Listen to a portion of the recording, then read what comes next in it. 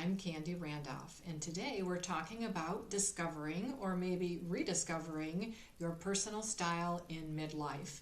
You kind of think that as you get older, certain things just automatically happen.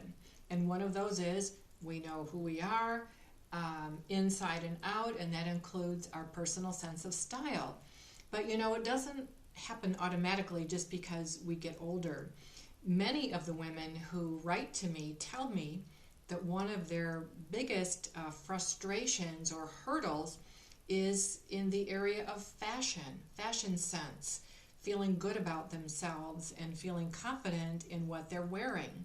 And when you think about it, we go through many changes as we enter our 50s and then 60s and beyond. Our bodies certainly change, as I'm sure you've noticed. If you look in the mirror, you see, the sags, the bags, the wrinkles. But above that, we also have bodies that are changing shape. We all, because it happens naturally to all of us, we develop more fat around our middle, our belly fat. Our waistline tends to decrease or almost disappear. So we have this thickening in the middle, and it is so difficult to maintain our weight as we get older. So there's factors that are literally changing our appearance. We might have retired from a position where we dressed in business attire every day, and now we're not doing that anymore. So you look in the closet and, what am I going to wear?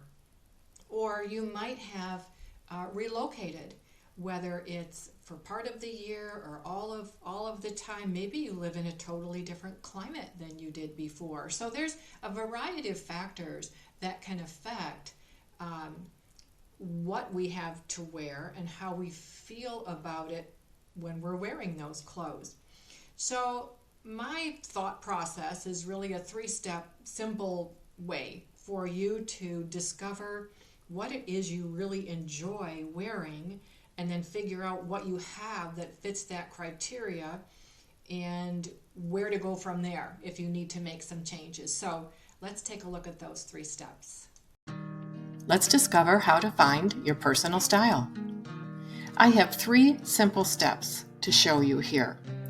And I know that's going to help you become more confident in how you choose your clothes as a woman over 50, because you'll be wearing what you love and what you feel good in. The first step is to document what appeals to you, what you like, what you're drawn to. There's a couple of different ways that you can do that. If you like Pinterest, create a Pinterest board or boards and save clothing items, outfits, accessories, anything that you like. The same goes if you'd rather flip through magazines and rip out pictures and have something you can hold in your hands. That's fine too. Don't worry about why you like it, why you want to put it in your scrapbook or on your board. Just go ahead and do it. What you'll find is that there will be a pattern to your selections. It could be a color, it could be a pattern itself, it could be a fabric, it could be the outfit, but there will be a pattern. Next, arrange your selections in order from what you like the most down to the one that maybe is at this point the least appealing to you compared to everything else. Now, this is a very important part of the step. What I'd like you to do is verbalize, whether it's to yourself in your head, or you say it out loud, or you put it on paper. What is it that you like about those choices? Be specific. And that, my friend, is the first step in learning to define your personal style and also document your fashion sense. Now we move on to step 2, and that is take everything out of your closet. Yes, that really is what I'm asking you to do. Take your time, do it in stages if it's easier for you, but consider each and every item of clothing in your closet. When I went through this process of evaluating my clothes, I literally took each piece out of the closet and I laid it on my bed. And then when everything was out of the closet, in terms of clothing, when everything was on my bed, I considered each piece individually. Now, if you have a lot of clothes, I don't have that many really, but if you have a lot of clothes, it's really important that you do take the time to consider each piece individually. So maybe take them out of your closet in stages and just mark, what you've removed. If that's not possible at all for you to do, then develop some kind of a system where keep track of where you're at, and just take it off the hanger, remove the hanger, consider it, and then make a decision. So, there's not just one way to do this. But the point is that you only want to put back in your closet the clothes that make you feel good, that give you confidence, make you feel pretty, that you enjoy wearing. It's also important that you are decisive. If you pull out that blouse or that sweater and you're looking at it, oh, I don't know, and I paid this much for it, or I kind of liked it at the time, when you're hemming and hawing about it, you know what? That should probably go in the no pile. So try and be decisive, make your decisions, and again, the goal is to only put back what you really want to have in your closet now, today, going forward. When you have finished that process, it's kind of important to take a look at that pile that you're left with, however large or small it is, of the clothes that didn't make the cut. And think about why you don't want them anymore.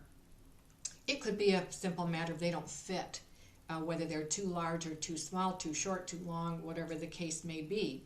They're just not workable for you anymore. It might be that, I just have realized I don't like that color. It doesn't look good on me. I went, about 6 months ago now, from coloring my hair, and it was an auburn color, to my natural, which has a lot of gray in it and different colors. And I found that once I did that, there were some particular colors of clothing that I always enjoyed, but now that I had this totally different hair color, it kind of changed my complexion. Then those clothes just didn't look that good anymore. But other colors that I always kind of stayed away from because I didn't think they really reflected me, they looked really good. So I've kind of flip-flopped on some things. So it could be color. You might have just made a quick decision, made an impulse buy. I've done that many times. And you get it home and you wear it a few times and you think, oh, it's really not what I wanted. And there it sits in your closet. So understand why you rejected those pieces. Then when you go back and take a look at what is actually now in your closet, you're probably going to see some correlation between those items and your Pinterest or your literal scrapbook of outfits and clothes that you really like. You'll most likely see that the photos that you gravitated toward are also very similar to the clothes that are now in your closet. So let's move on to the next step. So step number 3 is to discover and then articulate your trademark look. Some might call it your signature look, your personal style statement, but there is likely something that's a bit more dramatic or colorful or puts the finishing touch on your style statement and does it consistently. It could be a particular color that you're drawn to and you wear often. It might be a dramatic print, whether it's an animal print, geometric shapes, Hawaiian prints. Could be a particular type of jewelry. Maybe you love to wear watches or statement earrings. Could be the shoes. You might just really enjoy lots of different kinds of shoes. That could be it. But if you're staring into your closet and scratching your head thinking, I have no drama, I have no trademark, I must be really boring. Not to worry, my friend. Sometimes our one thing is an understated look, and that's really what my style is. I don't wear a lot of bright colors. I like clean, simple lines in my outfits. I like to wear a lot of black, and that's my understated look. This is my personal style statement in midlife. Understated, casual, and relaxed with denim, black, simple jewelry, and sandals as my go-to fashion choices. Now it's your turn. Take what you've discovered about your wardrobe, about your preferences, about your unique style statement, and put it into 1 or 2 sentences that define your own unique personal style. Now, you might find that your wardrobe looks a little bit sparse, especially if you've been really ruthless in how you've evaluated your pieces. So go ahead and plan for what needs to be added. If you have the budget to do it quickly, that's great. If you need to pull back a few items just to get you through, but now you have a plan, you have a direction, and you know you're going to be making wise purchases. When you can mesh together styles that you love, wear those styles and feel good, confident, and pretty in them, you've found your personal style and fashion sense as a woman over 50.